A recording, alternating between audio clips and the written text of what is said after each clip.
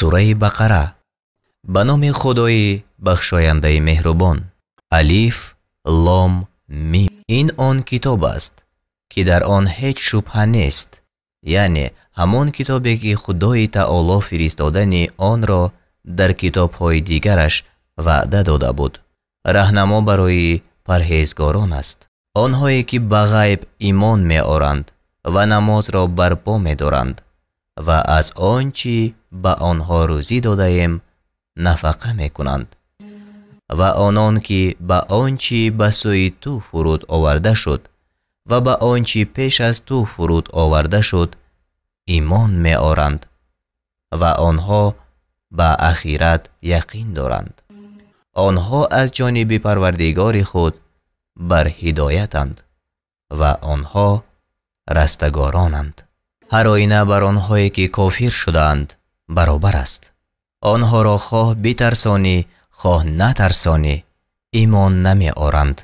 خدا بر دلهایشان و بر گوشهایشان مهر نهاد و بر چشمهایشان پرده هست و برای آنها عذاب بزرگ در پیش است. و از مردم کسانی هستند که می گویند به خدا و روز بازپسین ایمان آوردیم، ولی آنها مؤمن نیستند. خدا و کسانی را که ایمان آوردند فریب می دهند و به حقیقت جز خودشان کسی را فریب نمی دهند و آگاه نمی شوند.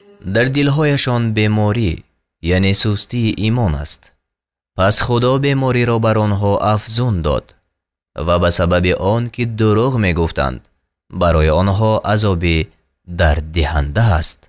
و چون به آنها گفته شود در زمین تباهکاری نکنید، گویند جز این نیست که ما خود اصلاحگرانیم. آگاه باش که به حقیقت تباهکاران آنهایند ولیکن خود خبر ندارند. و چون به آنها گفته شود ایمان آورید چون مردمی که ایمان آوردند، گویند آیا ایمان آوریم چنان که بیخردان ایمان آوردند؟ آگاه باش به حقیقت بیخردان آنهایند ولیکن خود نمیدانند. و وقتی که با اهل ایمان ملاقات میکنند گویند ایمان آورده ایم، و چون با شیطانهای خود یعنی پیشوایان خود تنها شوند گویند همانا ما با شماییم. جز این نیست که ما آنها را تمسخر میکنیم. خدا به آنها تمسخر میکند و به آنها در گمراهیشان مهلت میدهد تا سرگردان شوند. آنها آن کسانند که به عوض هدایت گمراهی را خریدند، پس تجارتشان سود نبخشید و آنها راهیاب نشدند. مثل آنها مانند مثل کسانی است که آتش افروختند، پس چون آتش اطرافشان را روشن کرد خدا نور این گروه را دور ساخت و آنها را در تاریکی ها بگذاشت. هیچ نمی بینند، کورانند، گنگانند، کرانند، پس آنها باز نمی گردند. یا مثل آنها مانند اصحاب باران بزرگی از آسمان آمده است که در وی تاریکی ها و رعد و برق باشد. آنها به سبب آوازهای پرهول از ترس مرگ انگشتانشان را در گوشهای خود در می آورند و خدا فراگیرنده کافران است. نزدیک است که برق چشمایشان را برباید. هرگاه برق به آنها روشنی دهد در آن روشنی راه روند، و چون راه را بر آنها تاریک کند بیستند. و اگر خدا میخواست هر آینه شنوایی و دیده های آنها را می برد، به درستی که خدا بر همه چیز توانا است. ای مردم، پروردگار خویش را بپرستید تا پرهیزگار باشید. آن که شما و کسانی پیش از شما را آفرید، آن که زمین را برای شما فرش ساخت و آسمان را سقف و از آسمان آب فرود آورد، پس به سبب وی میوه های گوناگون را بیرون آورد، روزی برای شما. پس دیده و دانسته برای خدا همتایانه نگیرید. و اگر از آنچه بر بنده خود فرود آوردیم یعنی قرآن در شبهه هستید، و اگر راستگو هستید پس سوره به مانند آن بیارید و بجز خدا مددگاران خود را بخوانید. پس اگر این کار را نکردید و البته نتوانید کرد، پس از آن آتش حذر کنید که آتش افروزی وی مردم و سنگ ها باشند، برای کافران آماده کرده شده است. و به آن کسان که ایمان آوردند و کارهای شایسته کردند مژده ده که برای آنها بوستان‌هایی است که زیر آن جایها می روند، هرگاه از آنجا از میوه‌های گوناگون روزی داده شوند، گویند این همان است که پیش از آن داده شده بودیم و به آنها آن روزی مانندی یکدیگر آورده شود. یعنی به سبب گم شدن یگان چیزی دوست داشته خود هرگز آزرده خاطر نمی شوند و آنان را در آنجا زنانی پاک کرده شده است و آنها در آنجا جاویدانند.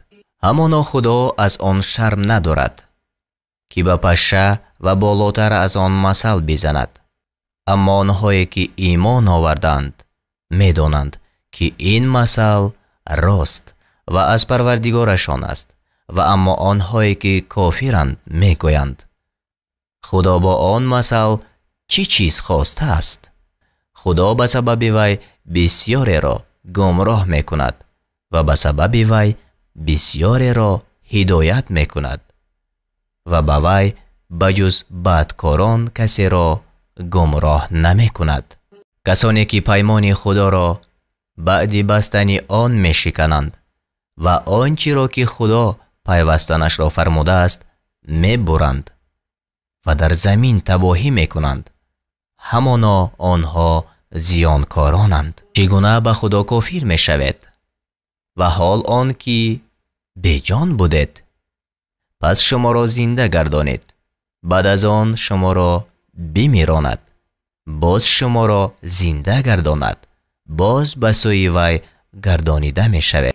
او آن خدای است که هرچی در زمین است همه را برای شما بیافرید. سپس به سوی آسمان متوجه شد، پس آن 7 آسمان را راست کرد، یعنی قصد آفرینش آسمان کرد و او به هر چیز داناست. و یاد کن چون پروردگار تو به فرشتگان گفت من جانشین در زمین می آفرینم، گفتند آیا در آنجا کسی را می آفرینی که در وی تباهی کند و خون بریزد؟ حال آن که ما با هم تو را به پاکی یاد می کنیم و تو را مقدس می داریم. فرمود همانا من آنچه را می دانم که شما نمی دانید. خدا تمام نامهای مخلوقان را به آدم بیاموخت، سپس آن چیزها را بر فرشتگان پیش آورد. پس گفت اگر راستگو هستید از نامهای این چیزها مرا خبر دهید. گفتند پاکی تو راست، ما را هیچ دانش نیست مگر آنچه تو به ما آموختی و درستی که تو دانایی با حکمتی. فرمود ای آدم فرشتگان را از نامهای اینها خبر ده. پس چون آنها را از نامهای اینها خبر داد فرمود آیا به شما نگفته بودم که همانا من چیزهای نهانی آسمان ها و زمین را می دانم و آنچه را که آشکار می کنید و آنچه را که پوشیده می داشتید می دانم. و چون به فرشتگان گفتیم به آدم سجده کنید، پس سجده کردند مگر ابلیس که قبول نکرد و سرکشی نمود و از کافران گشت. و گفتیم ای آدم تو با همسرت در بهشت بمان و از بهشت هر جا که خواهید فراوان بخورید و به این درخت نزدیک مشوید که از گناهکاران خواهید شد. پس شیطان هر دو را از آنجا بلغزانید و آنها را از آن نعمتها که در آن بودند بیرون آورد و فرمودیم فرود آید بر زمین، بعضی شما برای بعضی دیگر دشمن باشد و برای شما در زمین تا مدت آرامگاه و بهره‌مندی هست. پس آدم از پروردگار خود سخن چند فرا گرفت. پس خدا با مهربانی بر وی بازگشت. همانا او بازگردنده مهربان است. فرمودم همه شما از اینجا فرود آید. اگر از من هدایت به شما بیاید، پس کسانی که هدایت مرا پیروی کنند بر آنها هیچ ترس نیست و آنها اندوه نخورند. و کسانی که نگرویدند و آیتهای ما را دروغ داشتند، آنها باشندگان دوزخند. آنها در آنجا جاویدانند. ای بنی اسرائیل، آن نعمت مرا که بر شما ارزانی داشتم یاد کنید و به پیمان من وفا کنید تا به پیمان شما وفا کنم و از من بترسید و به آنچه فرود آوردم که در تصدیق آنچه با شماست ایمان آورید و نخستین منکر آن مباشید و به عوض آیتهای من بهای اندک را مستانید و از من بترسید. راست را با ناراست آمیخته مکنید و راست را دانسته پنهان مدارید و نماز را برپا دارید و زکات را بدهید و با نماز گزارندگان نماز گزارید. آیا مردم را به نیکوکاری می فرماید و خویشتن را فراموش می کنید و حال آن که شما کتاب را می خوانید آیا به عقل در نمی یابید و با شکیبایی و نماز مدد طلبید؟ به درستی که نماز دشوار است مگر بر فروتنانی که می دانند آنها با پروردگار خویش ملاقات خواهند کرد و به سوی وی باز خواهند گشت. ای بنی اسرائیل، آن نعمت مرا که بر شما ارزانی داشتم و آن را که شما را بر همه عالمیان فضل دادم یاد کنید و از روز برحذر باشید که کسی از کسی چیزی را کفایت نکند و از کسی شفاعت پذیرفته نشود و از هیچ کس عوض گرفته نشود و آنها یاری داده نشوند. و یاد کنید آن وقت که شما را از کسان فرعون رهانیدیم و شما سخت‌ترین عذاب می رسانیدند. پسران شما را می کشتند و زنان شما را زنده می گذاشتند، یعنی برای کنیزی، و در این کار از پروردگار شما آزمایش بزرگ بود. آن وقت که برای شما دریا را شکافتیم، پس شما را نجات دادیم و کسان فرعون را غرق ساختیم، حال آن که شما می دیدید. و آن وقت که با موسی 40 شب وعده نهادیم، پس از رفتن موسی گوساله را به خدایی فرا گرفتید و شما ستمگر بودید. پس بعد از این از شما درگذشتیم تا بود که سپاسداری کنید. و آن وقت که به موسی کتاب و حجت دادیم تا بود که راه یابید.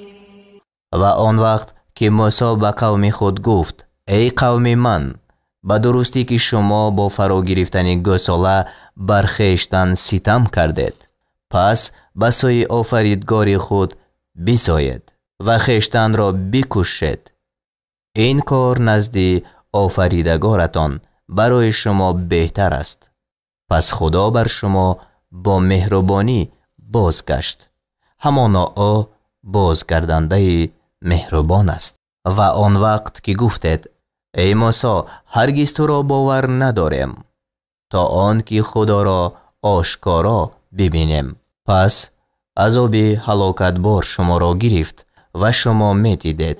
باز پس از مردنتان شما را زنده گردانیدیم تا شکرگزاری کنید. و ابر را بر شما سایبان ساختیم و بر شما من، یعنی ترنگوبین و یا خورشکر و سلوا، یعنی بدانه فرو آوردیم. گفتیم از پاکیزه های آنچه به شما روزی دادیم بخورید. و آنها بر ما ستم نکردند، ولیکن بر خودشان ستم میکردند. آن وقت که گفتیم به این ده درآیید و هر جا از آنچه خوردنی گوارا خواهید به افزونی بخورید و سجده کنان به دروازه درآیید و بگویید حطتون یعنی معنایش سؤال ما آمرزش است تا گناهانتان را به شما بیامرزیم و نیکوکاران را زیاده خواهیم داد. پس کسانی که ستمگر بودند سخن را به غیر آنچه آنها را فرموده شد بدل کردند، یعنی به جای آمرزش هینتتون گندم گفتند. پس بر آن ستمگران به سبب بدکار بودنشان عذاب از آسمان فرو آورد. آن وقت که موسی برای قوم خود آب خواست، پس گفتیم با عصای خود سنگ را بزن. پس از سنگ 12 چشمه روان شد. هر قوم آبخورد خود را بدانست. گفتیم از روزی خدا بخورید و بیاشامید و در زمین به تباهکاری از حد مگذرید. و آن وقت که گفتید ای موسی هرگز بر یک طعام شکیبایی نکنیم، پس از پروردگارت برای ما بخواه تا بهر ما از آنچه زمین میرویاند بیرون آرد، از ترعش و بادرینگش و گندمش و نسکش و پیازش. موسی گفت آیا آنچه را که فروتر است با آنچه که بهتر است بدل میکنید؟ به شهر فرود آید، پس هر آینه شما را آنچه خواستید باشد. و خواری و بینوایی بر آنها زده شد و خشم خدای را آوردند. این به سبب آن است که آیاتهای خدا را باور نداشتند و پیغمبران را به ناحق میکشتند. این به سبب گناه کردن آنها است و آن که از حد در میگذشتند.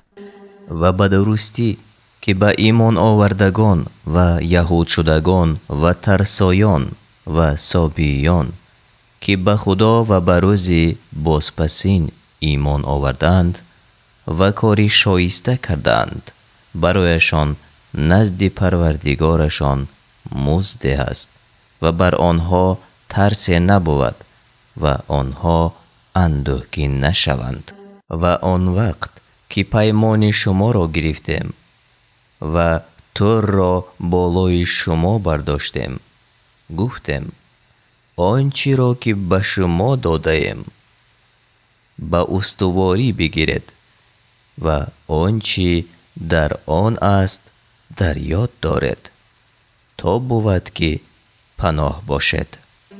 باز بعد از این رو گردانیدید. پس اگر فضل خدا و مهربانی او بر شما نمی بود، همانا از زیانکاران می شدید. و به درستی از خود شما کسانی را می دانستید که در شنبه از حد در گذاشتند، یعنی شکار کردند و روز شنبه شکار کردند در دین بنی اسرائیل حرام بود. پس به آنها گفتیم بزینه های خار شده باشد. پس این کار را برای قومی که در آن زمان بودند و آن قومی که پس از آنها آیند عبرت ساختیم و برای پرهیزگاران پنده. و آن وقت که موسی به قومش گفت همانا خدا به شما می‌فرماید که گاوی را بکشید، گفتند آیا ما را به مسخره میگیری؟ گفت به خدا از آن که از نادانان باشم پناه میگیرم. گفتند از پروردگارت برای ما سؤال کن تا به ما بیان کند که آن گاو چگونه است. گفت همانا خدا میفرماید که وی گاو نه پیر و نه جوان، میانه است، در میان این و آن. پس آنچه فرموده شدید بکنید. از پروردگارت برای ما سؤال کن تا به ما بیان کند که رنگ آن گاو چیست. گفت همانا خدا میفرماید که وی گاو زرد است، رنگش نیک زرد است. آن گاو بینندگان را خوشنود میکند. گفتند از پروردگارت برای ما سؤال کن تا به ما بیان کند که آن گاو چی کاره است. براستی که برای ما گاوان مشابه شدند و هر آینه اگر خدا خواسته باشد راه یافتگانیم. گفت همانا خدا میفرماید که وی گاو مهنتکش نیست که زمین را براند و زراعت را آب ندهد، سلامت است، در وی هیچ خاله نیست. گفتند الحال سخنی درست آوردی. پس گاو را ذبح کردند و نزدیک بود که این کار را نکنند. و یاد کنید آن وقت را که شخصی را کشتید، پس در وی نزاع کردید و خدا چیزی را که پنهان میکردید آشکار کننده است. پس فرمودیم آن کشته را با عضو از گاو بزنید. شرح: شخصی را از بنی اسرائیل کشته یافتند و کشنده آن معلوم نبود. خدای تعالی حکم فرمود که گاوی را بکشند و با عضو از آن گاو کشته شده را بزنند تا زنده شود و از قاتلان خود خبر دهد. القصه گاو را به مبلغ کلان خریدند و به عضو از گاو بزدند. کشته شده زنده شد و پسران عمک خود را نام برد و او را آنها کشتند. پس قاتلان را به قصاص رسانیدند و از آن وقت باز قاتل را از میراث محروم ساختند. خدا مردگان را این طور زنده می کند و به شما نشانه های خود را می نمایاند تا بود که به عقل دریابید. باز بعد از آن دلهای شما سخت شد و آن دلها مانند سنگ است، بلکه در سختی از آنها هم زیادتر، زیرا به درستی از بعض سنگ ها جوی روان می شود و از برخ سنگ ها می شکافد و از وی آب بیرون می آید و پاره از سنگ ها از ترس خدا فرو می افتد و خدا از آنچه می کند بیخبر نیست.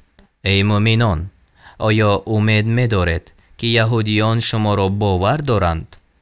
و حال آنکه گروه از آنها کلام خدا را می شنیدند، پس بعد از آن که آن را فهمیده بودند دانسته بدل می کردنش. پس چون با مؤمنان ملاقات کنند گویند ایمان آوردیم، و چون بعضی آنها با بعضی تنها شوند گویند آیا آنها را با آنچه خدا بر شما گشاده است خبر می دهید تا با آن دلیل نزد پروردگارتان با شما مناظره کنند؟ آیا به عقل در نمی یابید؟ آیا نمی دانند که خدا آنچه را که پنهان می کنند و آنچه را که آشکار می نمایند می داند؟ بعضی از آنها بیسوادانند، کتاب را جز آرزوهای باطل نمی دانند و به جز گمان کننده دیگری نیستند. پس وای بر آن کسان که کتاب را به دستهای خود می نویسند، سپس می گویند این از نزد خدا است، تا به عوض وی بهای اندک را بستانند. پس وای بر آنها به سبب نوشتن دستهایشان و وای بر آنها از آن چیزی که کسب می کردند. و گفتند آتش دوزخ به جز چند روزی شمرده شده به ما نمی رسد. بگو آیا از پیش خدا پیمان گرفتید تا خدا به پیمانش هرگز خلاف نکند، یا این که بر خدا آنچه را می گوید که خود نمی دانید؟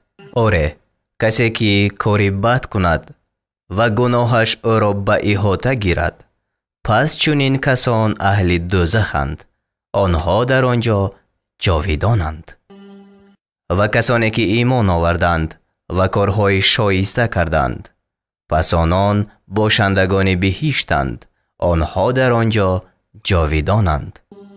و آنگاه که از بنی اسرائیل پیمان گرفتیم که به جز خدا دیگری را نپرستید و به والدین و خویشاوندان و یتیمان و بینوایان نکویی کنید و به مردم سخن نیک گویید و نماز را برپا دارید و زکات را بدهید، پس به جز اندکی از شما همه پشتگردان شده برگشتید، حال آن که شما روبرو تافتگان از حکم خدایید. و آنگاه که از شما پیمان گرفتیم که خون یکدیگر را می ریزید و قوم خویش را از خانه های خود بیرون می کنید، پس دیده و دانسته قبول کردید. باز شما همان گروهید که قوم خویش را می کشتید و از قوم خود گروهی را از خانه هایشان بیرون می کنید برای ستم کردن.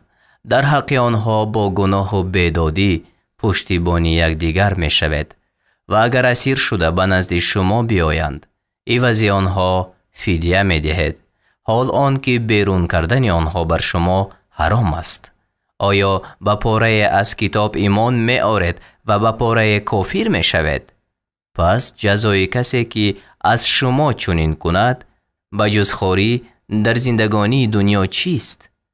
و در روز قیامت به سوی سخت‌ترین عذاب گردانیده شوند و خدا از آنچه می کنید بیخبر نیست. آنها همان کسانند که به عوض آخرت زندگانی دنیا را خریدند، پس عذاب از آنها سبک کرده نشود و آنها یاری داده نشوند. و به درستی که به موسی کتاب دادیم و بعد از وی پیغمبران را از وی درآوردیم و به عیسی پسر مریم نشانه های روشن دادیم و او را به روح القدس یعنی جبرائیل علیه السلام نیرومند گردانیدیم. آیا نبود که هرگاه پیغمبری را آنچه را نزد شما آورد که نفسهای شما آن را دوست ندارد سرکشی کردید؟ پس گروه را دروغگو داشتید و گروه را کشتید و گفتند دلهای ما در پرده است، بلکه خدا آنها را به سبب کفرشان نفرین کرده است. پس اندک ایمان می آورند و آنگاه که از نزد خدا به آنها کتاب قرآن آمد که تصدیق کننده آن کتاب چیز است که با آنها پیش از این بر کافران پیروزی می طلبیدند. پس هرگاه آنچه می دانستند به آنها آمد وی را منکر شدند. پس لعنت خدا بر کافران است. بعد چیز آن که به عوض آن خویشتن را فروختند که به آنچه خدا فرود آورده است کافر شوند، به سبب حسد بر آن که خدا از رحمت خود بر هر کی خواهد از بندگانش فرود می آورد. پس خشم بالای خشم آوردند و کافران را عذابی خار کننده است. و چون به آنها گفته شود به آنچه که خدا فرود آورده است ایمان آورید، گویند به آنچه بر ما فرود آورده شد ایمان می آوریم، ولی به آنچه جز وی است کافر می شوند. حال آن که آن راست است تصدیق کننده است آن کتابی را که با آنهاست. بگو اگر مؤمن بودید پس چرا پیش از آن پیغمبران خدا را می کشتید؟ و به درستی که موسی به شما نشانه های روشن آورد، پس شما بعد از رفتن وی گوساله را به خدایی فرا گرفتید و شما ستمگر بودید. و آن وقت که پیمان شما را گرفتیم و تور را بالای شما برداشتیم، گفتیم آنچه را که به شما داده ایم به استواری بگیرید و بشنوید. گفتند به زبان حال شنیدیم و نافرمانی کردیم. و به سبب کافر بودنشان در دلهای آنها دوستی گوساله درآورده شد. بگو اگر از اهل ایمان هستید به چیز است آنچه ایمانتان به شما می‌فرماید؟ بگو اگر سرای بازپسین نزد خدا بجز از مردم دیگر مخصوص شماست، پس اگر راستگو هستید مرگ را آرزو کنید. و آنها به سبب آنچه دستهایشان پیش فرستاده است، یعنی همه کار و کردارهای در این دنیا کرده انسان که در نامه اعمالشان نوشته می شود، هرگز مرگ را آرزو نکنند و خدا به حال ستمگران داناست. و البته آنها را حریص‌ترین مردم، حتی حریص‌تر از آنان که مشرکند، بر زندگانی بیابی. هر یکی از آنها دوست می دارد که کاش 1000 سال عمر داده شود و آن که عمر داده شود رهاننده وی از عذاب نیست و خدا به آنچه می کنند بیناست. بگو هر کی جبرائیل را دشمن باشد چه زیان می کند؟ پس به درستی که جبرائیل قرآن را بر دل تو به حکم خدا فرود آورده است قرآنی که تصدیق کننده آنچه پیشوی است و برای اهل ایمان راهنما و مژده دهنده است. هر که خدا و فرشتگان وی و پیغمبران وی و جبرائیل و میکائیل را دشمن باشد، پس همانا خدا آن کافران را دشمن است. و به درستی که ما نشانه های روشن را به سوی تو فرود آوردیم و به آنها بجز بدکاران کسی کافر نمی شود. برای چی هرگاه پیمانی را بستند، گروهی از آنها آن را برانداختند، بلکه اکثر آنها باور نمی دارند.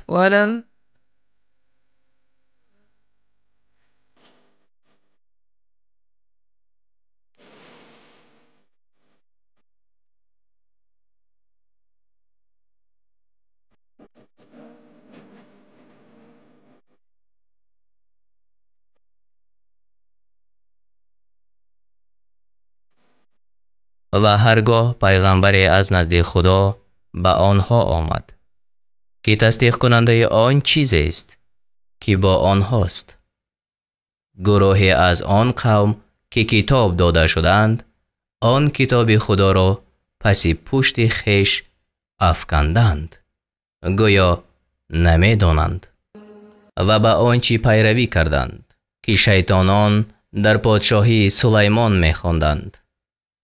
و سلیمان کافر نشد، ولیکن شیطانان که مردم را جادو می آموختند کافر شدند. و به آنچه پیروی کردند که بر دو فرشته در بابل هاروت و ماروت فرود آورده شد، و آن دو فرشته هیچ کس را نمی آموزند مگر آن که گویند جز این نیست که ما برای آزمایشیم، پس کافر مشو.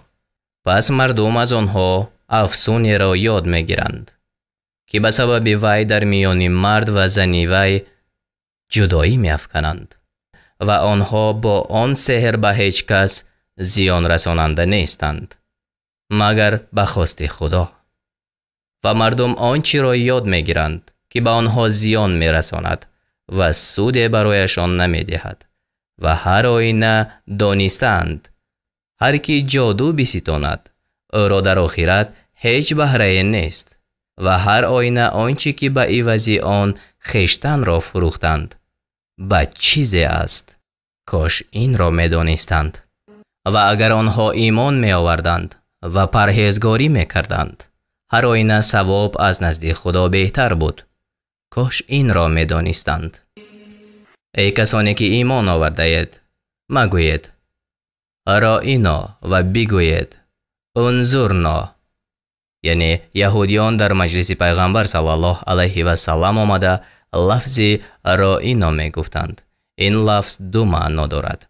ما را رعایت کن، بر ما شفقت کن. رعونت دارنده، ابله، و قصد آنها دشنام بود.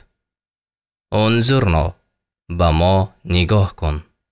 و نیک بشنوید، و کافران را عذاب درد دهنده است. آنان از اهل کتاب که کافر شدند و نیز مشرکان دوست نمی دارند که بر شما از پروردگارتان نیکی فرود آورده شود، و خدا هر کس را که خواهد به بخشش خود مخصوص می کند، و خدا خداوند فضل بزرگ است. هرچی را که از آیت نسخ می کنیم یا آن را فراموش می گردانیم، بهتر از وی یا مانند وی را می آوریم.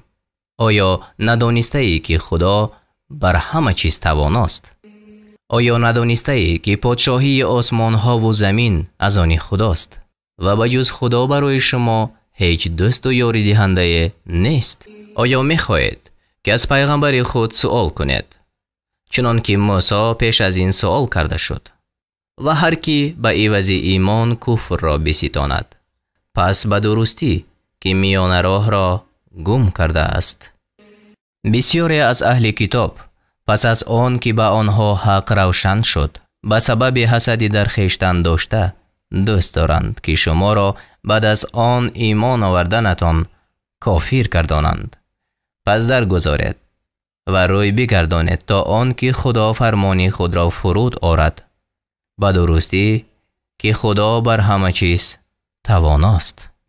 و نماز را برپا دارید و زکات را بدهید و آنچه از نیکوکاری برای خویشتن پیش می‌فرستید آن را نزد خدا خواهید یافت. به درستی که خدا به آنچه می‌کنید بیناست.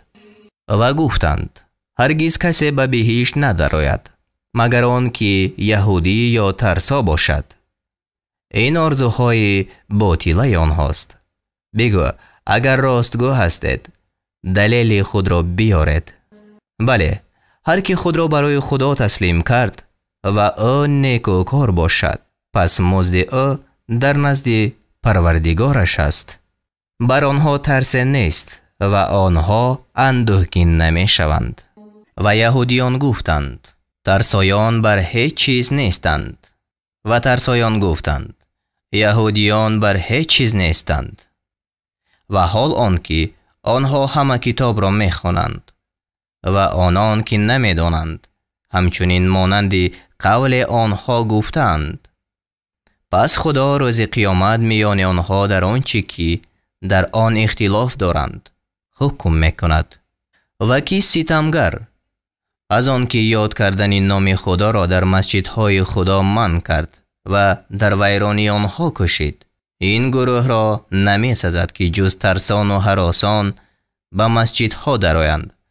آنها را در دنیا خواری و در آخرت عذابی بزرگ است. مشرق و مغرب از آن خدا است. هر سو که رو آرد روی خدا، یعنی جهت طاعت و رضای خدا همانجا است. به درستی که خدا فراخ نعمت داناست. و گفتند خدا فرزند بگرفت، یعنی یهودیان عزیر و نصرانیان عیسی را پسر خدا می گفتند. پاکی او راست، بلکه آنچه در آسمان ها و زمین است از آن اوست. همه برای وی فرمان بردارند. آفرنده آسمان ها و زمین از هیچ است و چون کار اراده می کند پس جز این نیست که آن را می گوید بشو پس می شود. و آنان که هیچ نمی دانند یعنی مشرکان گفتند چرا خدا با ما سخن نمی گوید یا نشانه برای ما نمی آید؟ کسانی که پیش از آنها بودند همچنین مانند قول آنها گفتند. دلهایشان به یکدیگر مانندی دارند. همانا ما برای گروهی که یقین دارند نشانه های بیان کردیم. همانا ما تو را براستی مژده دهنده و بیم کننده فرستادیم و تو برای اهل دوزخ پرسیدن نخواهی شد. و یهودیان و ترسایان هرگز از تو خوشنود نمی شوند مگر اینکه کیش آنها را پیروی کنی. بگو به درستی که هدایت خدا است و اگر بعد آنچه از دانش به تو آمده است آرزوهای باطلی آنها را پیروی کنی پس تو را برای خلاص از عذاب خدا هیچ دوست و یاری دهنده نباشد. کسانی که به آنان کتاب یعنی تورات را دادیم آن را چنان می‌خوانند که حق خواندن آن است. آنها هدایت خدا را باور می‌دارند و کسانی که آن را انکار می‌کنند آنها زیانکارند. ای بنی اسرائیل، نعمت مرا که بر شما انعام کردم و آن که شما را بر همه عالمیان فضل دادم یاد کنید. از آن روز بترسید که کسی از کسی چیزی را کفایت نکند و از کسی بدل پذیرفته نشود و کسی را شفاعت سود ندهد و آنها یاری داده نشوند. و یاد کن چون ابراهیم را پروردگارش با سخن چند بیازمود پس ابراهیم آنها را به انجام رسانید. خدا گفت همانا من تو را پیشوای مردم می‌گردانم. ابراهیم گفت و از فرزندان من نیز پیشوایان پیدا کن. خدا فرمود وحی من به ظالمان نمی رسد. و آنگاه که کعبه را جای بازگشت مردم و محل امن ساختیم و گفتیم از مقام قدمگاه ابراهیم نمازگاه بگیرید و به سوی ابراهیم و اسماعیل وحی فرستاندیم که خانه مرا برای طواف کنندگان و اعتکاف کنندگان یعنی گوشنشینان و رکوع سجده کنندگان پاک سازد. و آنگاه که ابراهیم گفت ای پروردگار من، این مکان را شهری با امن بساز و از ساکنانش کسی را که به خدا و روز بازپسین ایمان آورد از میوه روزی ده. خدا فرمود هر کسی را که کافر شود اندک بهره‌مند گردانم، پس او را به بیچارگی به سوی عذاب آتش برانم و وی بدجای است. و آنگاه که ابراهیم و اسماعیل بنیادهای خانه را بلند می‌کردند گفتند ای پروردگار ما، از ما بپذیر، همانا تو شنوایی دانایی. ای پروردگار ما، ما را فرمان برداری خود بگردان و از فرزندان ما گروه را فرمان برداری خودت بکن و طریق عبادتهای ما را به ما بنمای و بر ما به مهربانی باز کرد، همانا تو بازگردنده مهربانی. ای پروردگار ما، و در میان آنها پیغمبری از خودشان بفرست تا آیتهای تو را برایشان بخواند و به آنها کتاب و علم بیاموزد و آنها را پاک کند، همانا توی توانایی با حکمت. و کیست که از کش ابراهیم رو بگرداند بجز آن کس که نفس خود را به نادانی نشناخت و به درستی که در این سرای او را برگزیدیم و به درستی که در سرای دیگر او از شایستگان است. آنگاه که پروردگارش به او گفت فرمان بردار شو، گفت به پروردگار عالمیان فرمان بردار شدم.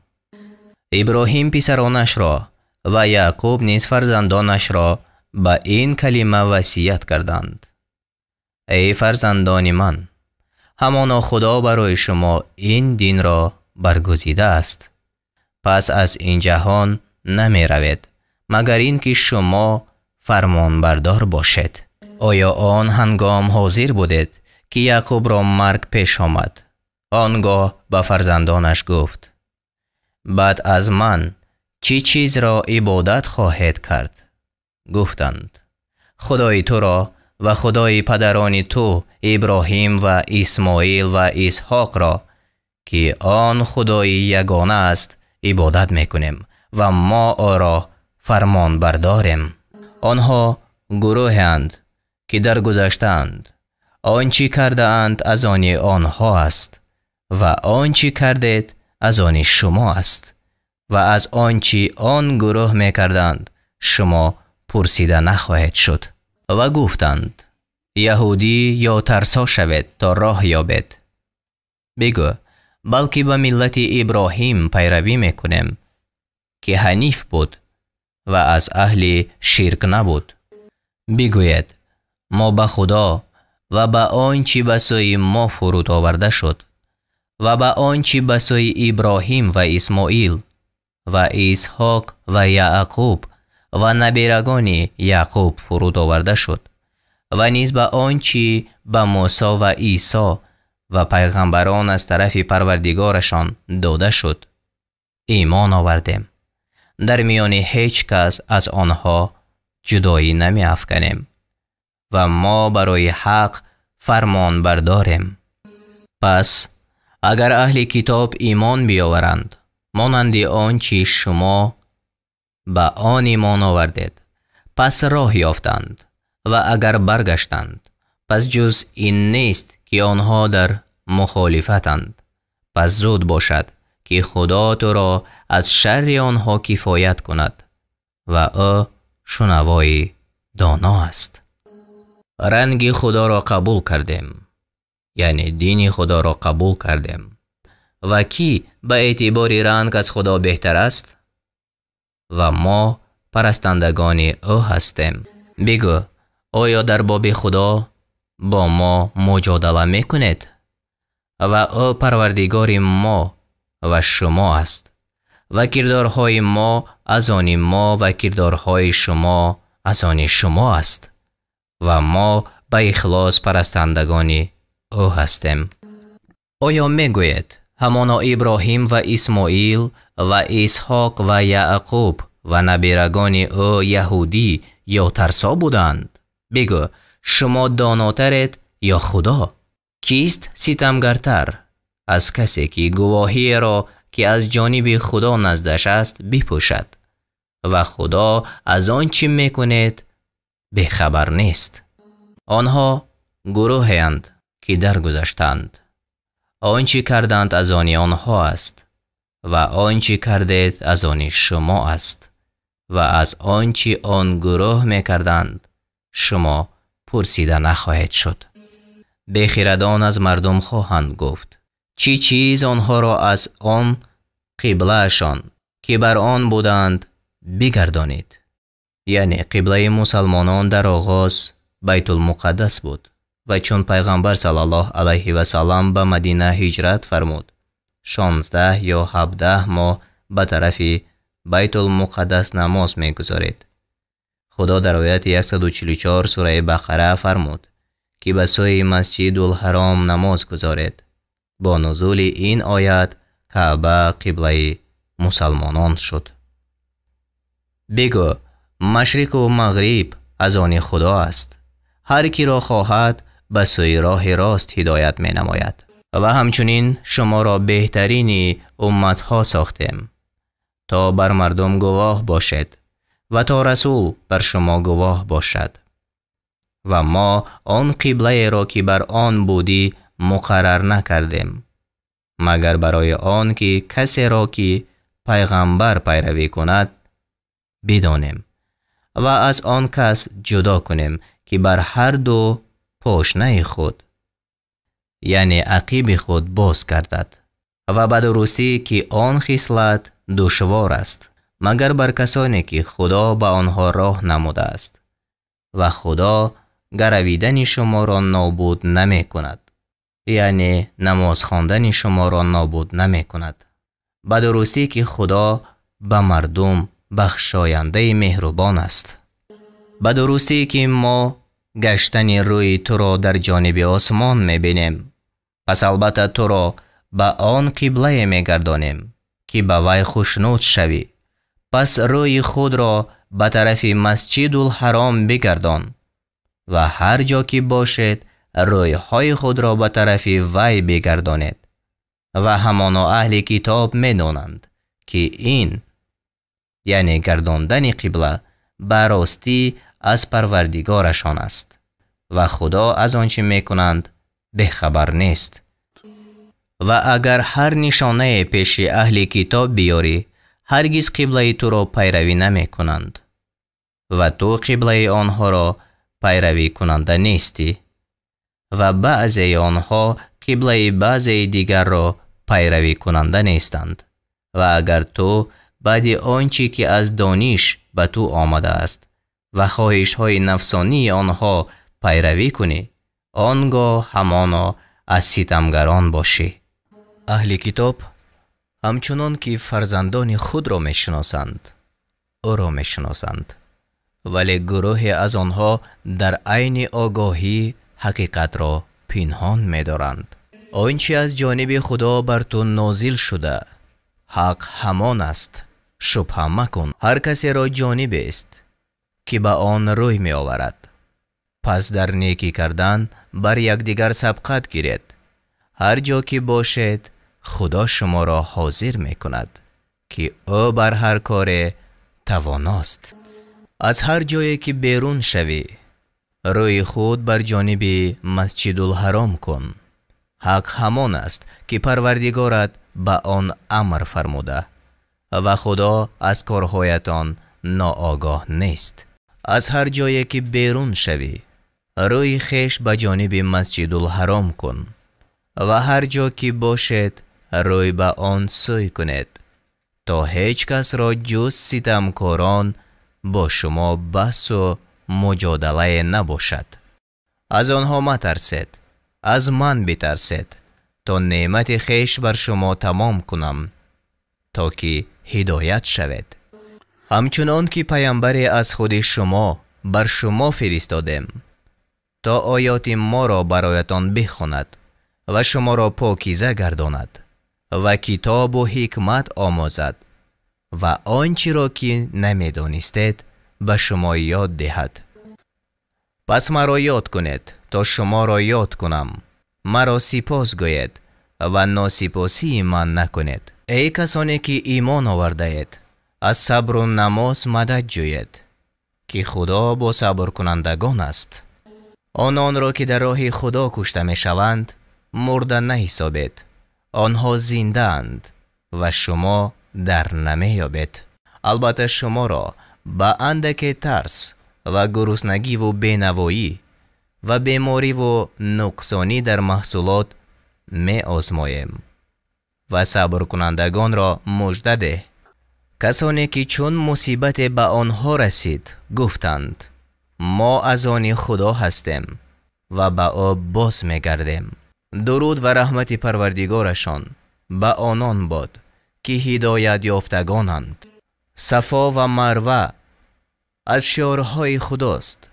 پس کسانی که حج خانه یا عمره را به جای می آورند اگر بر آن دو کوه طواف کنند مرتکب گناه نشدند. پس هر کی کار نیکی را به رغبت انجام دهد بداند که خدا شکرگزارنده داناست.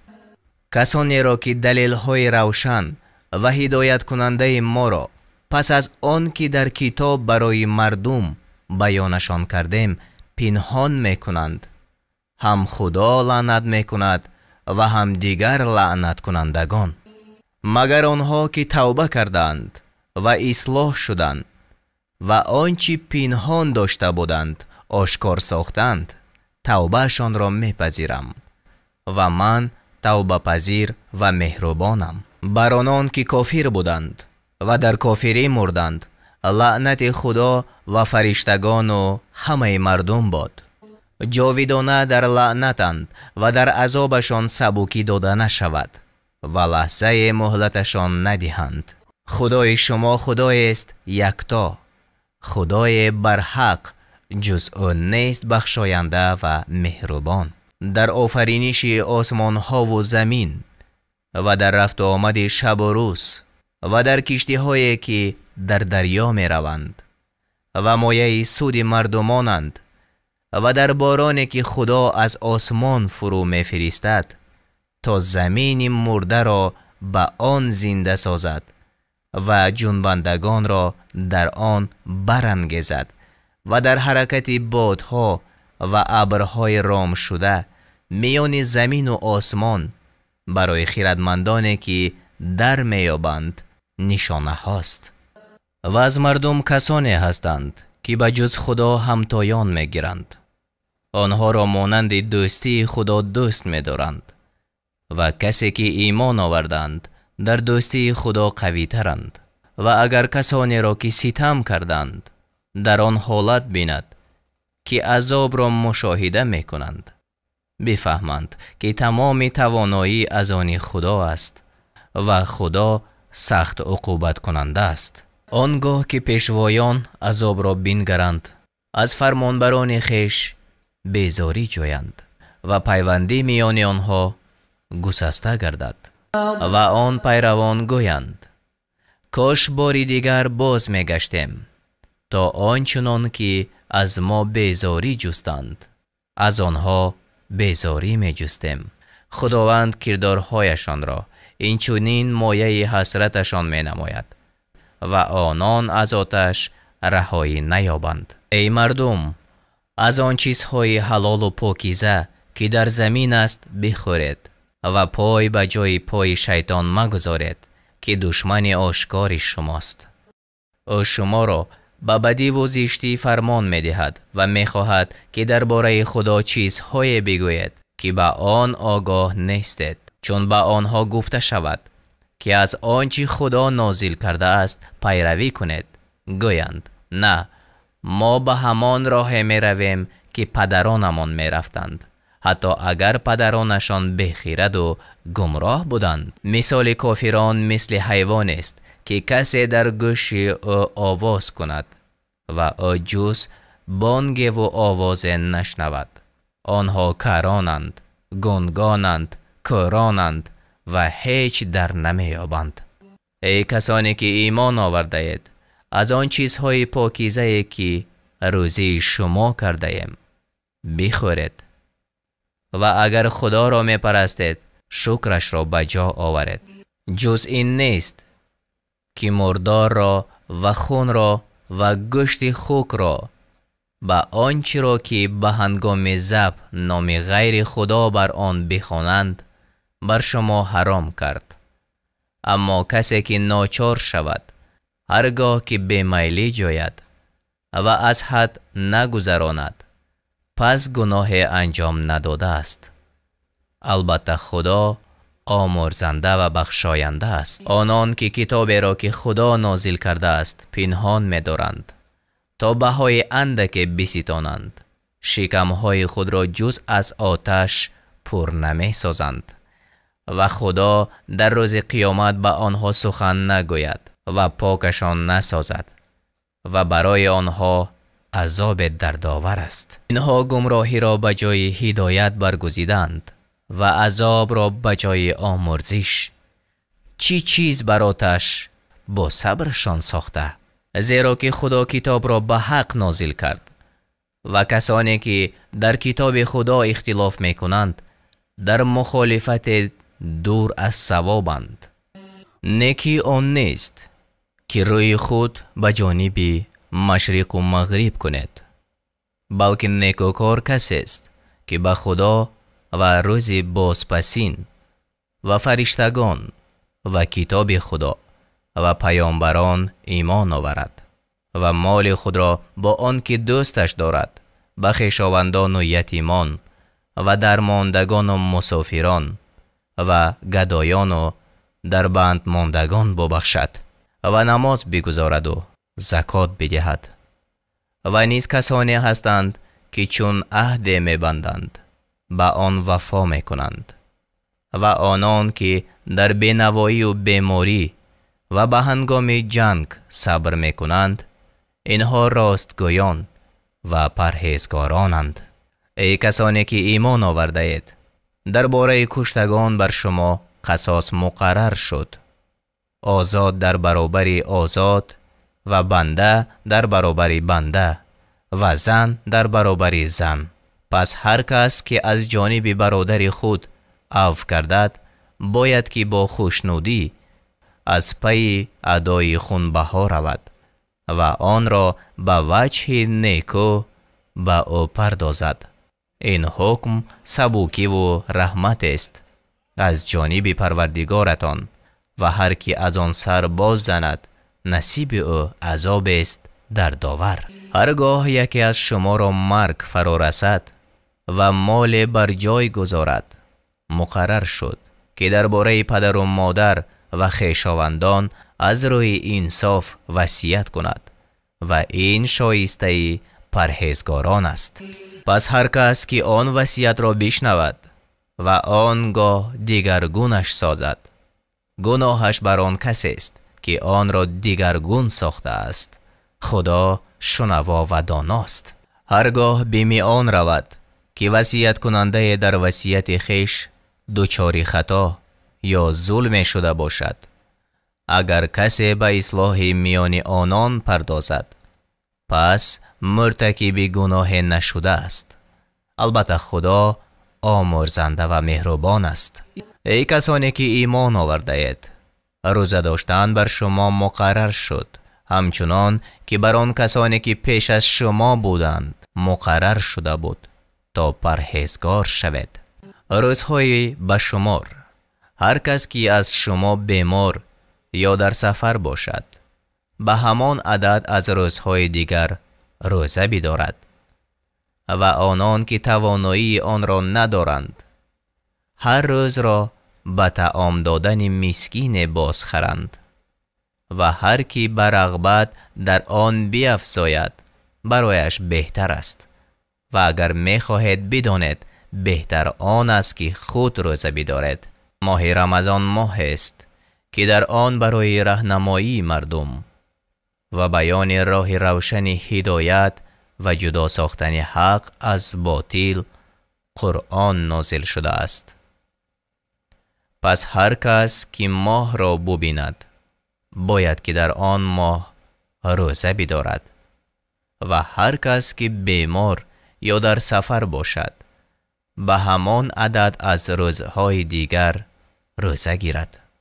خدا برای شما خواستار آسانی است نه سختی و تا آن حساب را کامل سازد و خدا را به آنچه سبب که راهنماییتان کرده است به بزرگی یاد کنید و شکر گوید. چون بندگان من درباره من از تو بپرسند بگو که من نزدیکم و به ندای کسی که مرا بخواند پاسخ میدهم. پس به ندای من پاسخ دهند و به من ایمان آورند تا راه راست یابند. همبستری با زنانتان در شب ماه روزه بر شما حلال شد. آنها پوشش شمایند و شما پوشش آنهایید. خدا می دانست که شما با خویشتن خیانت می ورزید، یعنی در ترک کردن همخوابگی با زنانتان در شبهای رمضان. پس توبه شما را پذیرفت و شما را عفو کرد. اکنون با آنها همبستر شوید و آنچه را که خدا بر شما مقرر گردانیده است انجام دهید و بخورید و بیاشامید تا رشته روشنی صبح دم در تاریکی شب آشکار شود و روزه را به شب برسانید و چون در مسجد اعتکاف کنید با زنان همبستر مشوید. اینها حدود فرمان خداست، به آن نزدیک مشوید. خدا آیات خود را این چنین بیان می کند تا که به پرهیزگاری برسند. اموال یکدیگر را به ناشایسته مخورید و به حاکمان اموال خود را مرسانید تا به آن سبب اموال گروه دیگر را به ناحق به ستم بخورید و شما خود می دانید. از تو درباره هلالهای ماه می پرسند. بگو برای آن است که مردم وقتی کارهای خیش از زمان حج را بشناسند و پسندیده نیست که از پشت خانه ها به آنها داخل شوید، ولی پسندیده راه کسانی است که پروا می کنند و از درها به خانه ها درآیید و از خدا بترسید تا رستگار شوید. با کسانی که با شما جنگ می کنند در راه خدا بجنگید و از حد نگذرید، زیرا خدا از حد گذرندگان را دوست ندارد. هر جا که آنها را بیابید بکشید و از آنجا که شما را راندند برانیدشان، که فتنه یعنی کفر و شرک از قتل بدتر است.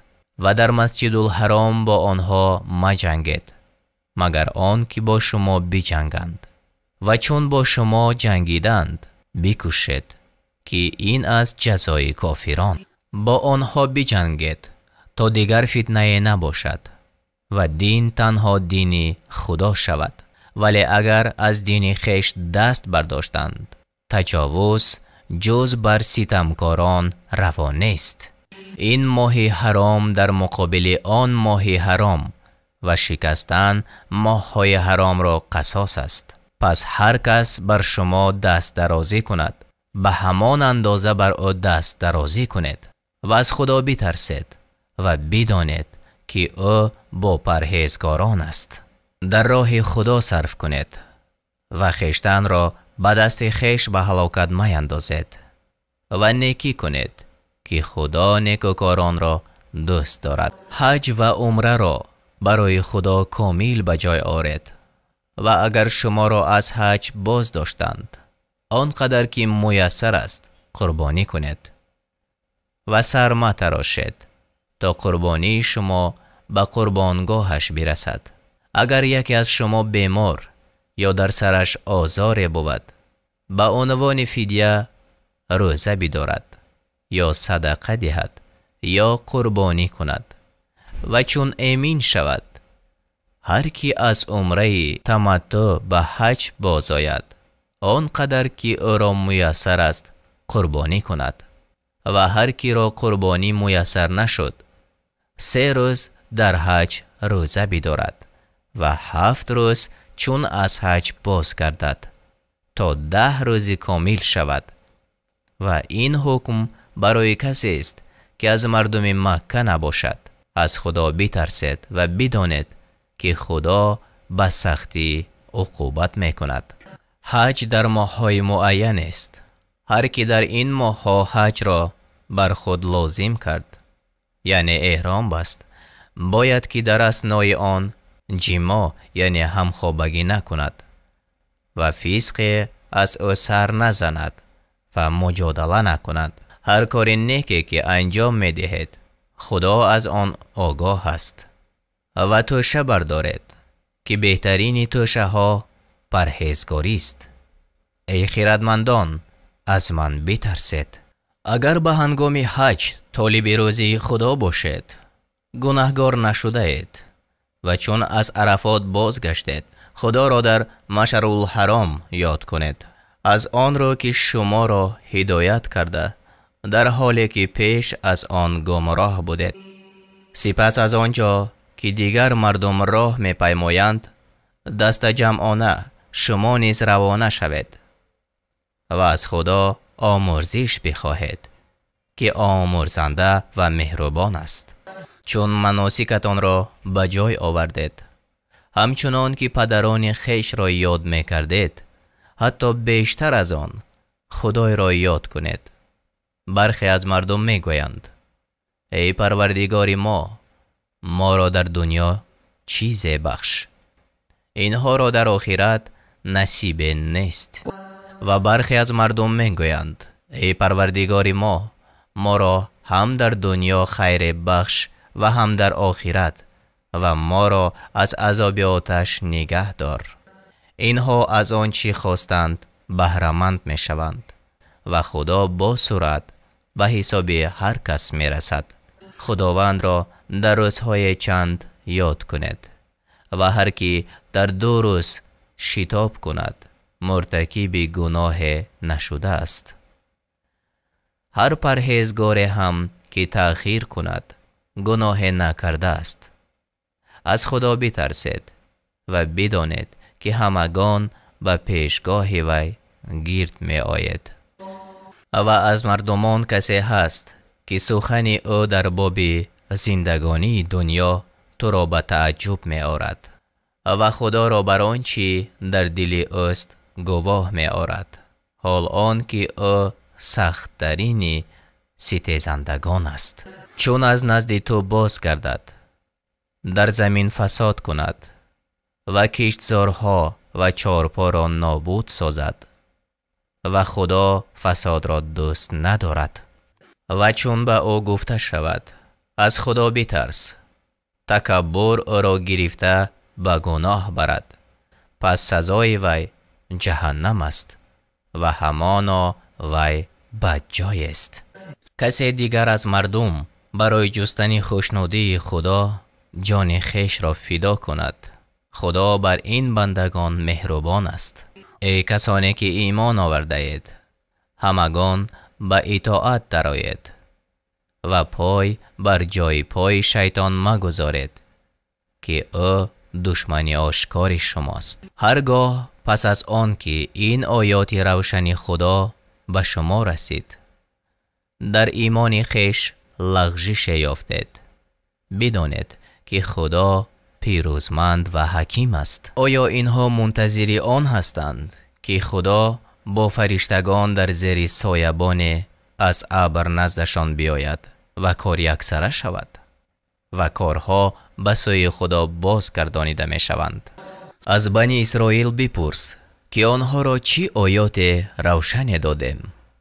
هر کس که نعمت را که خدا به او عنایت کرده است دیگرگون سازد بداند که او سخت عقوبت است. برای کافران زندگی این جهانی آراسته شده است و مؤمنان را مسخره می کنند.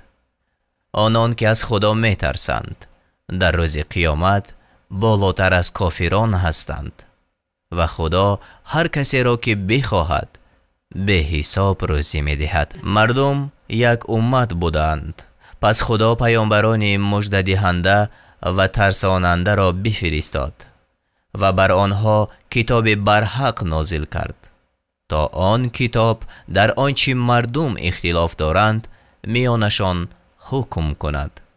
ولی جز کسانی که کتاب بر آنها نازل شده و حجتها آشکار گشته بود، از روی حسدی که نسبت به هم می‌ورزیدند در آن اختلاف نکردند و خدا مؤمنان را به اراده خود در آن حقیقتی که اختلاف می‌کردند راه نمود که خدا هر کس را که بخواهد به راه راست هدایت می‌کند. می‌پندارید که به بهشت خواهید رفت و هنوز آنچه بر سر پیشینیان شما آمده بر سر شما نیامده. به آنها فقر و رنج رسید و تکان داده شد تا آنجا که پیامبر و مؤمنانی که با او بودند گفتند پس یاری خدا کی خواهد رسید؟ بدان که یاری خدا نزدیک است. از تو میپرسند که چی نفقه کنند؟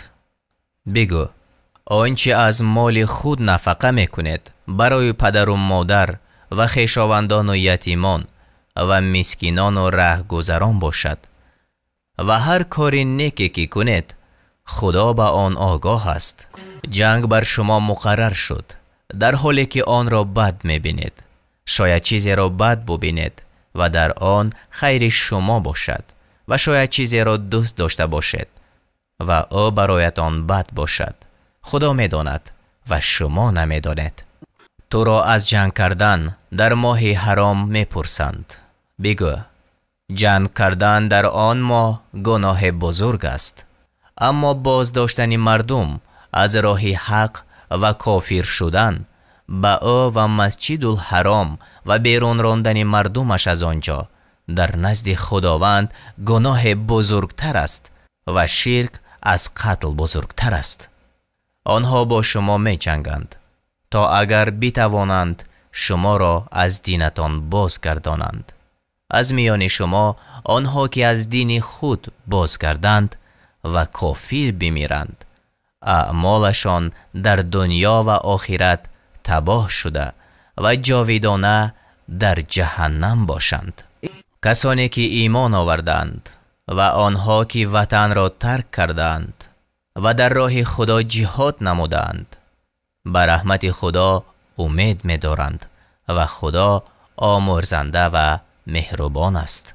تو را از شراب و قمار می پرسند. بگو در آن دو یعنی شراب و قمار گناه است بزرگ و سودهای است برای مردم و گناهشان از سودشان بیشتر است. و از تو می پرسند چی چیز نفقه کنند؟ بگو آنچه افزون آید. خدا آیات را اینچنین برای شما بیان می کند تا که در کار دنیا و آخرت بیندیشید. تو را از یتیمان می پرسند. بگو اصلاح حالشان بهتر است و اگر با آنها آمیزش می کنید چون برادران شما باشند. خداوند تباهکار را از نیکوکار باز می شناسد و اگر خدا خواهد بر شما سخت می گیرد. البته خدا پیروزمند و حکیم است. زنان مشرکه را تا ایمان نیاورند به زنی مگیرید و کنیز مؤمنه بهتر از آزاد زن مشرکه است هرچند شما را از او خوش آید. و به مردان مشرک تا ایمان نیاورند زن مؤمنه مدهید و بنده مؤمن غلام برده بهتر از مشرک است هرچند شما را از او خوش آید. اینها به سوی آتش دعوت می کنند و خدا به جانب بهشت و آمرزش و آیات خود را آشکار بیان می کند تا که بیندیشند. تو را از حیض زنان می پرسند. بگو حیض ناپاکی است، پس در ایام حیض از زنان دوری گزینید و به آنها نزدیک مشوید تا پاک گردند. و چون پاک شدند از آنجا که خدا فرمان داده است با آنها نزدیکی کنید. هر آینه خدا توبه کنندگان را دوست دارد. زنانتان کشتزار شما هستند. هر جا که خواهید به کشتزار خود درآیید و برای خویش از پیش چیز فرستید و از خدا بترسید و بدانید که به نزد او خواهید رفت و مؤمنان را مژده ده. خدا را وسیله سوگندهای خویش قرار مدهید تا از نیکوکاری و تقوا و اصلاح در میان مردم باز ایستید که خدا شنوا و داناست. خدا شما را به سبب سوگندهای بدون قصدتان بازخواست نمی کند، بلکه به خاطر نیتی که در دل نهان می دارید بازخواست می کند. خدا آمرزنده و بردبار است برای کسانی که سوگند می خورند که با زنان خویش نیامیزند. 4 ماه مهلت است. پس اگر باز آیند خدا آمرزنده و مهربان است. و اگر عزم طلاق کردند خداوند شنوا و داناست. باید که زنان طلاق شده تا 3 بار پاک شدن از شوهر کردن باز ایستند و اگر به خدا و روز قیامت ایمان دارند روا نیست که آنچه را که خدا در رحم آنان آفریده است پنهان دارند و در آن ایام اگر شوهرانشان قصد اصلاح داشته باشند به بازگردانیدنشان سزاوارترند. و برای زنان حقوق شایسته است مانند وظیفه‌ای که بر عهده آنهاست، ولی مردان را بر زنان مرتبه است و خدا پیروزمند و حکیم است. این طلاق 2 بار است و از آن پس یا به وجه نیکو نگه داشتن اوست یا به وجه نیکو رها ساختنش. و حلال نیست که از آنچه به زنان داده اید چیز باز ستانید مگر آن که بدانند که حدود خدا را رعایت نمی کنند. اما هرگاه دانستید که آن 2 حدود خدا را رعایت نمی کنند، اگر زن خود را از شوی باز خرد گناه بر آن 2 نیست. اینها حدود خدا است. از آن تجاوز مکنید که ستمکاران از حدود خدا تجاوز میکنند. پس اگر باز زن را طلاق داد دیگر بر او حلال نیست مگر آن که به نکاح مرد دیگری درآید و با آن مرد جما کند. و هرگاه آن مرد زن را طلاق دهد اگر میدانند که حدود خدا را رعایت میکنند رجوعشان را گناه نیست. اینها حدود خداست که برای مردم دانا بیان میکند. هرگاه زنان را طلاق دادید و مهلتشان قریب آمد یا آنان را به وجه نیکو نگه دارید یا به وجه نیکو رها سازید و نگاهشان مدارید به قصد دراز کردن عده تا که بر آنها زیان برسانید یا ستم بکنید. و هر کس چنین کند به خویشتن ستم کرده است و آیات خدا را به لعب و لف مگیرید و از نعمتی که خدا به شما داده است و از آیات و حکمتی که برای پند شما فرستاده است یاد کنید و از خدا بترسید و بدانید که او به همه چیز آگاه است. و چون زنان را طلاق دادید و مهلتشان سر آمد مانع مشوید به نکاح همسران خود هرگاه که میانشان رضایت حاصل شده باشد درآیند. کسی که از شما به خدا و روز قیامت ایمان آورده باشد این چنین پند گردد و این شما را بهتر و به پاکی نزدیکتر است. خدا میداند و شما نمیدانید. مادرانی که میخواهند شیر دادن را به فرزندان خود کامل سازند 2 سال تمام شیرشان بدهند. خوراک و لباس آن به وجه مطلوب بر عهده صاحب فرزند است و هیچ کس بیش از قدرتش تکلیف نمی شود. نباید هیچ مادر به خاطر فرزندش زیان ببیند و هیچ پدر به خاطر فرزندش. و وارثی پدر نیز چنین بر عهده دارد. و اگر پدر و مادر بخواهند با رضایت و مشاورت یکدیگر فرزندشان را از شیر باز گیرند، یعنی پیش از 2 سال، مرتکب گناه نشدند. و هرگاه بخواهید کسی دیگر را به شیر دادن فرزندتان گیرید، اگر مزد نیکو بپردازید، گناه نیست. از خدا بترسید و بدانید که او به کاری که میکنید بیناست. کسانی که از شما بمیرند و زنان بر جای گذارند، آن زنان باید که 4 ماه و 10 روز انتظاری کشند. و چون مدتشان به سر آمد، اگر درباره خویش کار شایسته کنند، بر شما گناه نیست که خدا به کارهایی که میکنید آگاه است. و اگر به کنایت از آن زن خواستگاری کنید یا اندیشه خود در دل نهان دارید، گناه بر شما نیست، زیرا خدا میداند که از آنها به زودی یاد خواهید کرد.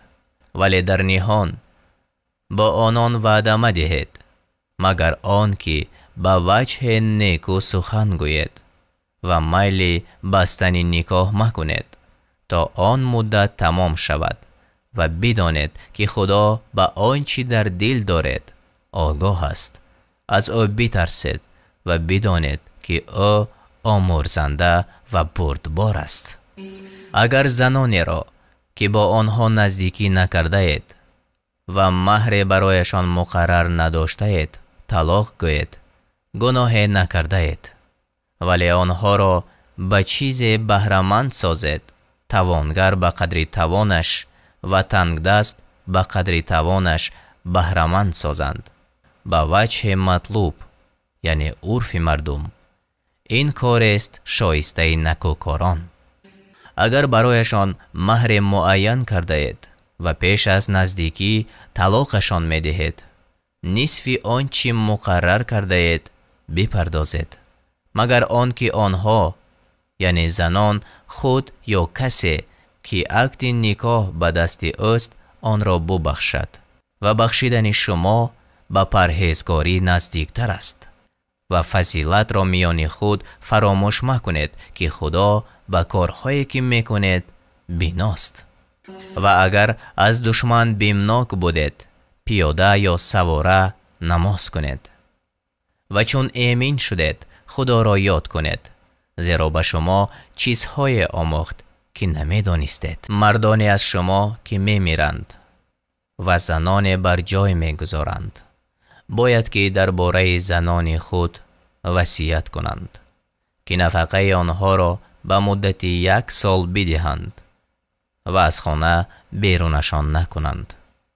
پس اگر خود خارج شوند با نیت شایسته، یعنی نکاح به طور شرعی، گناه بر شما نیست و خدا غالب و حکیم است. برای زنان طلاق شده بهره است به وجه مطلوب، چنان که لازم است بر مردان پرهیزگار. خدا آیاتش را برای شما این چنین بیان می کند تا که فهم کنید. آیا کسانی را ندیدی که از بیم مرگ از خانه های خود بیرون آمدند و آنها هزاران بودند؟ پس خدا به آنها گفت بمیرید، آنها را باز زنده گردانید. به درستی که خدا نسبت به مردم صاحب بخشایش است، ولیکن اکثر آنها سپاس نمی‌گزارند. و در راه خدا جنگ کنید و بدانید که خدا شنوای داناست. کیست آن که خدا را نیک وام دهد، پس خدا آن را برای او دوچند به مراتب بسیار می سازد. و خدا روزی را تنگ می سازد و کشاده می کند و به سوی او بازگردانیده می شود. آیا پیشوایان را از بنی اسرائیل بعد از موسی ندیدی چون به پیغمبر خود گفتند پادشاه برای ما برپا کن تا در راه خدا جنگ کنیم؟ پیغمبر گفت اگر بر شما جنگ کردن واجب کرده شود، آیا از آن نزدیک هستید که جنگ نکنید؟ گفتند: ما را چی شده است که خود در راه خدا جنگ نکنیم و به درستی که از خانه های خیش بیرون و از فرزندان خیش جدا کرده شدیم. پس آنگاه که بر آنها جنگ واجب کرده شد، بجز اندکی از آنها، یعنی همه روی گردانیدند و خدا به ستمگاران دانا است. و پیغمبرشان به آنها گفت: به درستی که خدا طالوت را برای شما پادشاه مقرر کرده است.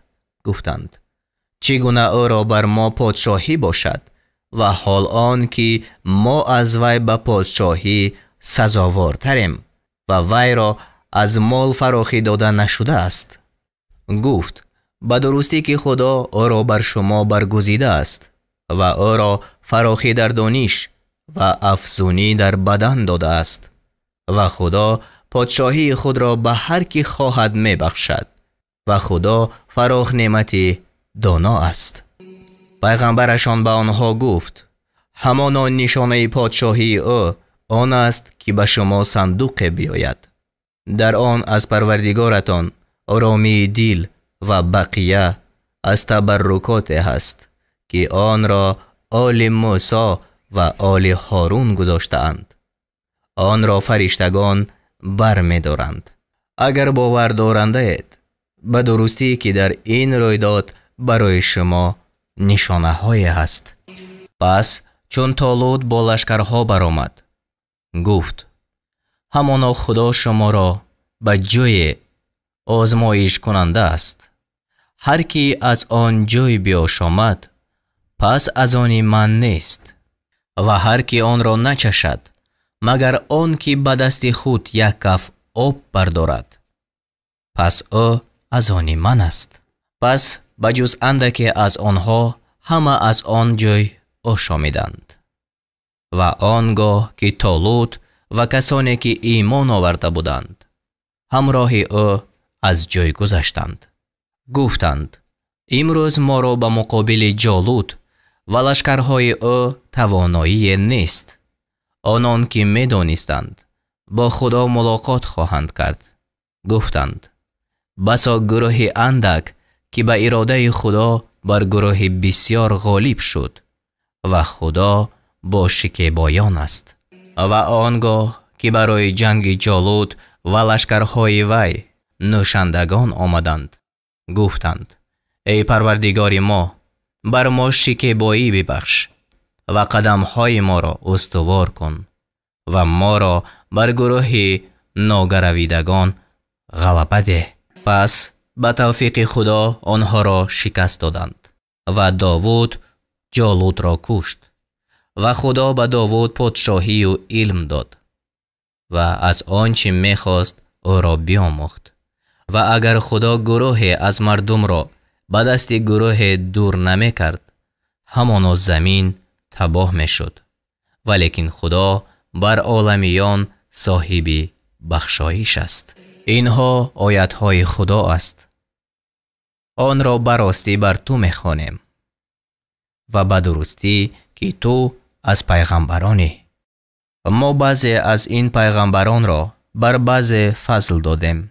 از آنها کسی هست که خدا با او سخن گفت و بعضی را در مرتبه ها بلند کرد و به عیسی پسر مریم معجزه ها دادیم و او را به روح القدس قوت دادیم. و اگر خدا می‌خواست، کسانی که بعد از پیغمبران بودند پس از آن که به آنها حجت ها آمد، با یکدیگر نمی جنگیدند، ولیکن اختلاف کردند. و از آنها کسی هست که ایمان آورد و از آنها کسی هست که کافر شد. و اگر خدا می‌خواست، با یکدیگر نمی جنگیدند، ولیکن خدا آنچه می‌خواهد می‌کند. ای کسانی که ایمان آورده اید، از آنچه به شما روزی داده ایم خرج کنید، پیش از آن که روزی بیاید که در آن نه خرید و فروش است و نه دوستی و نه شفاعت. و همانا کافران ظالمند. خدا که بجز وی هیچ خدای نیست زنده پاینده است. او را نه پینک میگیرد و نه خواب. آنچه در آسمان ها و آنچه که در زمین است از آن اوست. کیست آن که نزد او جز به حکم او شفاعت کند؟ آنچه را میداند که پیش دست آنها است و آنچه را که پس پشت آنها است. و مردم از علم حق چیزی را بجز آنچه وی خواسته است در نمیگیرند. پادشاهی او آسمان ها و زمین را فرا گرفته است و نگاهبانی این هر دو برای او گران نیست و او بلند مرتبه بزرگوار است. برای دین جبر کردن روا نیست، به درستی که راهیابی از گمراهی آشکار شده است و هر کی طاغوت را منکر شود و به خدا ایمان آورد پس همانا به دستاویز استوار جنگ زده است که آن را گسستن نیست و خدا شنوای دانا است. خدا کارسازی کسانی است که ایمان آوردند، آنها را از تاریکی ها به سوی روشنی بیرون می آورد و آنان که کافرند کارسازانشان بوتانند، آنها را از روشنی به سوی تاریکی ها بیرون می آورند. آنها باشندگان دوزخند، خود در آنجا جاویدانند. آیا کسی را ندیدی که با ابراهیم در باب پروردگار او در مقابل آن که خدا به او پادشاهی داد مجادله کرد؟ چون ابراهیم گفت پروردگار من آن است که زنده می کند و می میراند، گفت من زنده می کنم و می میرانم. ابراهیم گفت به درستی که خدا آفتاب را از مشرق می آورد، تو آن را از طرف مغرب بیار. پس کافر مغلوب شد و خدا گروه ستمکاران را راه نمی نماید. یا مانند آن شخص یعنی عزیر که بر دیه گذشت که آن بر سقف های خود افتاده بود، گفت خدا چگونه این را بعد مردنش زنده می کند؟ خدا او را 100 سال مرده کرد. بعد از آن او را برانگیخت. گفت چقدر دیران کردی؟ گفت 1 روز دیران کردم. یا پاره از روز؟ گفت بلکه 100 سال دیران کردی. طعام و آشامیدنی خود را ببین که دیگرگون نشده است. درازگوش خود را ببین. می خواهیم که تو را برای مردم نشانه گردانیم. به استخوان‌ها بنگر چگونه آن را جنبش می دهیم. بعد از آن بر آن گوشت می پوشانیم. پس چون این حال برای او روشن شد، گفت می دانم که همانا خدا بر همه چیز توانا است. و چون ابراهیم گفت ای پروردگار من، به من بنما چگونه مردگان را زنده می کنی؟ خدا گفت آیا باور نداشته ای؟ گفت آره، ولیکن می خواهم که دل من آرام گیرد. خدا گفت از پرندگان 4 تا را بگیر و همه را پاره پاره نزد خود به هم آور. بعد از آن به هر کوه از آنها پاره را بگذار. بعد از آن آنها را ندا کن. البته شتابان پیش تو بیایند و بدان که خدا غالب استوار کار است. مثل کسانی که اموال خود را در راه خدا خرج می کنند مانند مثل 1 دانه است که 7 خوشه را برویاند. در هر خوشه 100 دانه است و خدا به هر کی خواهد 2 چند می دهد و خدا فراخ نعمت دانا است. برای آنان که اموال خود را در راه خدا خرج می کنند، سپس از پی آن خرج کردن، منت نهادن و آزار رسانیدن را در میان نمی آورند، نزد پروردگارشان مزدشان هست و بر آنها ترس نیست و آنها اندوهگین نمی شوند. سخنی ملایم گفتن و درگذشتن یعنی بی‌ادبی گدای بهتر از آن خیرات است که از پی آن آزرده کردن باشد و خدا بی نیازی بردبار است. ای کسانی که ایمان آورده اید، خیرات خود را به منت نهادن و آزرده کردن تباه مکنید. همچون کسی که مال خود را برای نمایاندن به مردم خرج کند و به خدا و روز قیامت ایمان ندارد و مثل او مانند مثل سنگ صاف است که بر آن اندک خاک باشد، به آن باران عظیم رسد، پس آن را سخت و صاف می گذارد. اهل ریا از آنچه عمل کردند بر چیز توانایی ندارند و خدا گروه کافران را راه نمی نماید. با مثل کسانی که مالهای خیش را برای طلب رضای خدا و ثبات اعتقاد خود خرج می کنند. مانند مثل باغ است در مکانی بلند که به آن باران عظیم رسیده است، پس میوه های خود را دوچندان آورد و اگر بر آن باران نمی رسید هم شبنم کفایت می کرد و خدا به آنچه می کنید بیناست. آیا کسی از شما دوست می دارد که باغ از درختان خرما و تاک انگور داشته باشد؟ زیر آن جایها می رود و او را در آن باغ از هر جنس میوه ها باشد و او کلانسال شده باشد و فرزندان ناتوان داشته باشد. پس در این حالت آن باغ را گردباد رسد که در آن آتش است و پاک بسوزد. همچنین خدا آیتها را برای شما روشن می سازد تا باشد که تأمل کنید. ای کسانی که ایمان آورده اید، از پاکیزه های آنچه شما به دست آورده اید و از پاکیزه های آنچه برای شما از زمین بیرون آورده ایم خرج کنید و از آنچه خرج می کنید حبیس آن را قصد مکنید و حال آن که خودتان گیرنده آن نیستید، بجز وقتی که در گرفتن آن چشم پوشی کنید و بدانید که خدا بی نیازی ستوده کار است. شیطان تنگ دستی را به شما وعده می دهد و به بی‌حیایی می فرماید و خدا از جانب خود آمرزش را و نعمت دادن را وعده می کند و خدا فراخ نعمتی دانا است. بر هر کی خواهد دانش می دهد و هر کس که دانش داده شده است پس همان آن نیکویی بسیار داده شده است و بجز صاحب خیردان کسی پند پذیر نمی شود و به درستی خدا آنچه را می داند که از خیرات خرج کردید یا از نذر بر خود لازم کردید و ستمگاران را هیچ یاری دهنده نیست. اگر خیرات را آشکارا کنید پس این کار نیکو است و اگر آن را پنهان کنید و آن را به مسکینان بدهید پس این برایتان بهتر است و از شما بعضی گناهانتان را دور می سازد و خدا به آنچه می کنید آگاه است.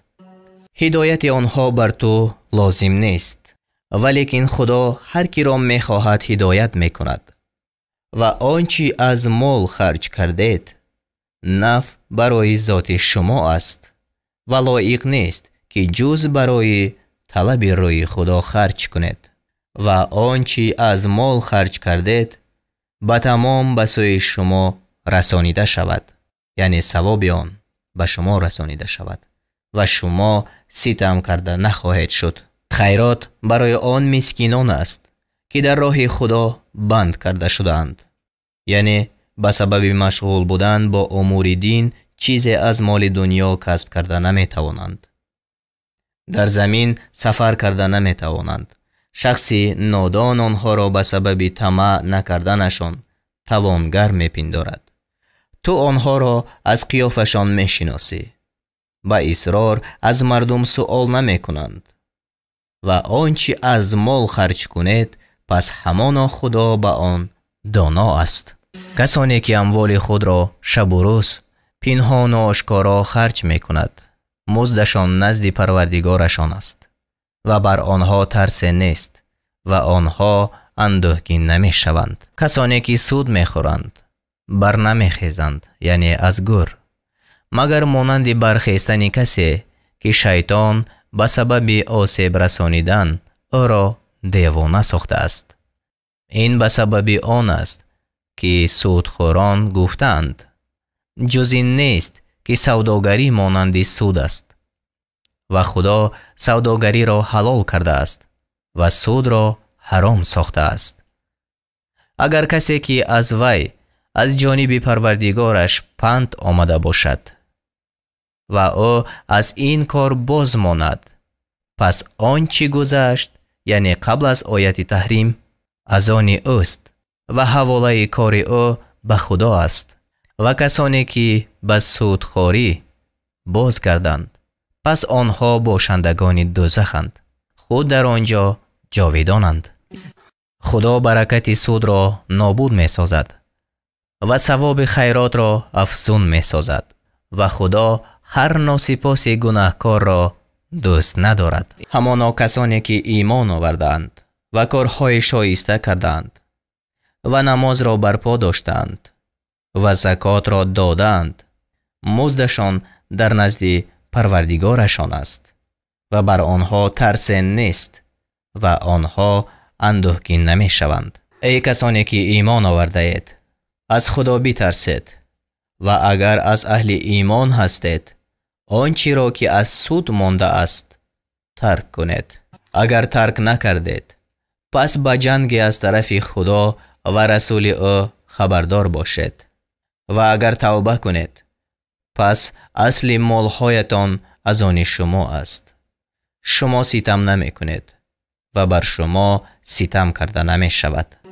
و اگر قرضدار مفلس باشد پس تا توانگری مهلت باید داد و آن که خیرات کنید برای شما بهتر است اگر می دانید و از آن روز حذر کنید که در آن به سوی خدا بازگردانیده می شود و هر کس آنچه عمل کرده است تمام داده شود و آنها ستم کرده نشوند. ای کسانی که ایمان آورده اید، اگر با یکدیگر و وام دادن تا وقت مقرر معامله کنید پس آن را بنویسید و باید که نویسنده با انصاف میان شما بنویسد و نویسنده خودداری نکند از آن که نویسد، چنان که او را خدا آموخته است.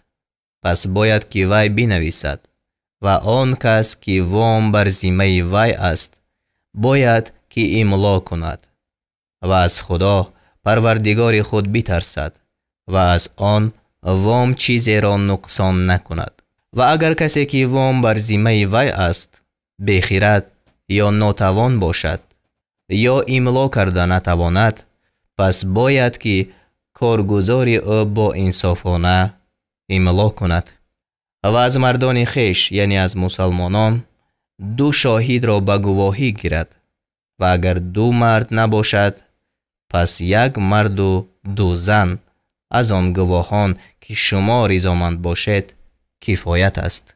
تا اگر 1 زن فراموش کند یکی دیگری را یاد دهد و آنگاه که گواهان طلبیده شوند باید که خودداری نکنند و از آن مانده مشوید که حق را نویسید، کم باشد یا بسیار، تا مدت آن. این نوشتن نزد خدا با انصافتر و برای گواهی درستتر و از آن که در شک نشوید قریبتر است، مگر وقتی که آن معامله سوداگری دست به دست باشد که آن را میان خود دست گردان مکنید. پس بر شما گناه در آن نیست که آن را ننویسید و هرگاه که خرید و فروش کنید گواه گیرید و نویسنده و گواه باید که رنج داده نشوند و اگر چنین بکنید پس همانا این برای شما گناه است و از خدا بترسید و خدا شما را می آموزد و خدا به هر چیز دانا است. اگر در سفر باشید و نویسنده نیابید پس باید چیزی به گرو گرفته شود و اگر گروهی از شما گروه را امین داند پس آن کس که امین دانسته شد باید که امانت خود را ادا کند و از خدا پروردگار خود بترسد و گواهی را پنهان نکنید. و هر کی آن را پنهان کند پس به درستی که دل او گناهکار است و خدا به آنچه میکند دانا است. آنچه در آسمان ها و آنچه در زمین است از آن خدا است. و اگر آنچه را که در دل شما است آشکار کنید یا آن را پنهان دارید، خدا البته حساب آن را از شما بگیرد. پس کسی را که خواهد بیامرزد و کسی را که خواهد عذاب کند و خدا بر همه چیز توانا است. پیغمبر به آنچه از پروردگارش به سوی او فرود آورده شد باور داشت و مؤمنان نیز همه به خدا و فرشتگان او و کتاب‌های او و پیغمبران او ایمان آوردند. گفتند میان هیچ کسی از پیغمبران او فرق نمیگذاریم و گفتند شنیدیم و فرمانبرداری کردیم. ای پروردگار ما، آمرزش تو را میخواهیم و بازگشت به سوی تو است. خدا بر هیچ کس جز به اندازه تواناییش واجب نمی کند. آنچه عمل کرد از آن او است و آنچه گناه کرد بر وی است. ای پروردگار ما، اگر فراموش کنیم یا خطا کنیم ما را به عقوبت مگیر. ای پروردگار ما، بر ما باری گران منه چنان که آن را بر کسان نهادی که پیش از ما بودند. ای پروردگار ما، و بر ما آنچه را منه که ما را بر آن توان نیست و از ما درگذر و ما را بیامرز و بر ما ببخشای. تو خداوند ما، پس ما را به گروه کافران پیروزی ده.